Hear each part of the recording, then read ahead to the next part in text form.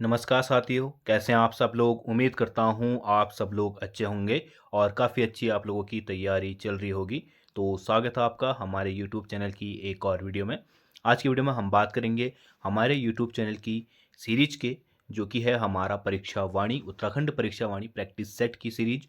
उसका है आज भाग अगला, आज भाग 4 है।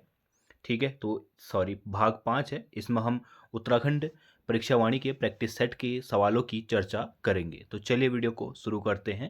तो पहला सवाल है आज की वीडियो का, उत्तराखंड के संदर्भ में ग्राम सभा घोषित करने का अधिकार निम्नलिखित में से किसके पास है। तो जो भी ग्राम सभा होगी उसका अधिकार किसके पास होगा, ये हमसे पूछा गया होगा। तो ग्राम सभा घोषित करने का, किसी भी क्षेत्र को ग्राम सभा घोषित करने का जो अधिकार है वह होता है हमारा राज्य सरकार के पास। इसके सारी शक्तियां किसके पास हैं, राज्य के पास हैं। ठीक है, राज्य सरकार के पास है।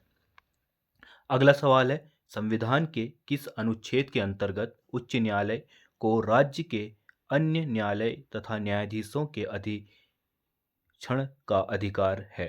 तो ये होता है हमारा अनुच्छेद 127 के तहत। अगला सवाल है, उत्तराखंड लोकायुक्त के संदर्भ में निम्नलिखित कथनों में से सही कथन का चुनाव कीजिए। तो हमारे पास यहाँ पे कथन दिए गए हैं, हमने इसमें से सही कथन का क्या करना है, चुनाव करना है। तो पहला कथन है, उत्तराखंड लोकायुक्त विधेयक राज्य विधानसभा द्वारा 1 नवंबर 2011 को पारित किया गया था। ठीक है, ये हमारा है सही। उत्तराखंड में जो लोकायुक्त है उसका विधेयक विधानसभा में 1 नवंबर 2011 को पारित हुआ था, ये सही है।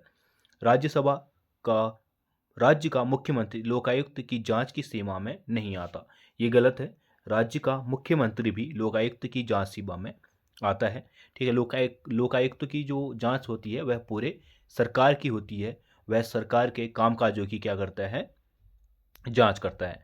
फिर है अगला पॉइंट, मंत्री तथा विधायक इसकी जांच के दायरे में आते हैं। तो जितने भी हमारे मंत्री होते हैं, विधायक होते हैं, वह सभी ही इसके जांच के दायरे में आते हैं, ये हमारा सही है।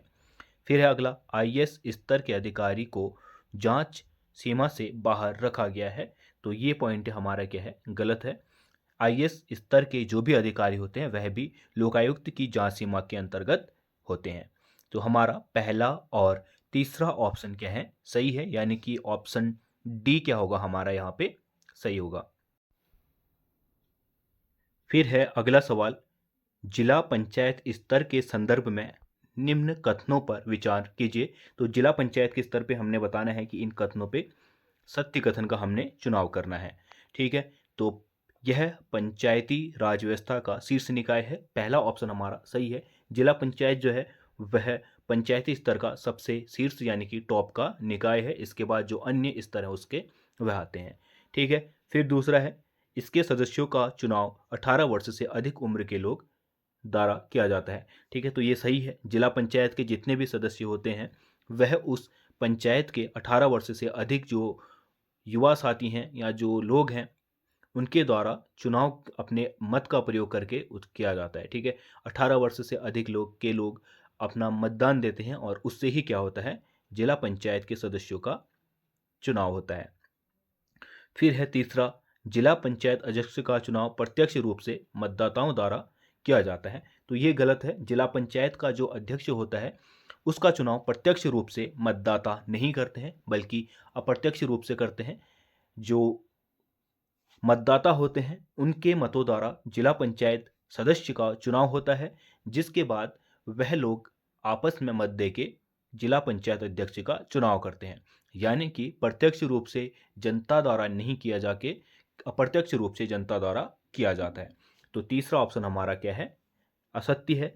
फिर है चौथा, संबंधित जिले के लोकसभा सदस्य, राज्यसभा सदस्य तथा विधानसभा सदस्य जिला पंचायत के पदेन सदस्य होते हैं। ठीक है, तो ये भी सही है हमारा। तो ऑप्शन 1, 2 और 4 सही है, यानी कि ऑप्शन ए क्या है हमारा सही है यहाँ पे। फिर है अगला सवाल, उत्तराखंड राज्य का प्रथम लोकायुक्त कौन था। तो हमने बताना है कि उत्तराखंड का प्रथम लोकायुक्त कौन थे। तो उत्तराखंड के जो पहले लोकायुक्त थे वह थे न्यायमूर्ति SHA रजा, यानी कि ऑप्शन बी क्या है यहाँ पे सही है।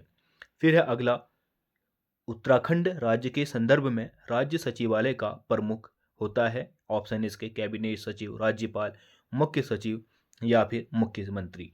तो उत्तराखंड राज्य के संदर्भ में जो भी सचिवालय है और उत्तराखंड का, उसका प्रमुख होता है हमारा मुख्य सचिव, यानी कि ऑप्शन सी क्या है यहाँ पे सही है।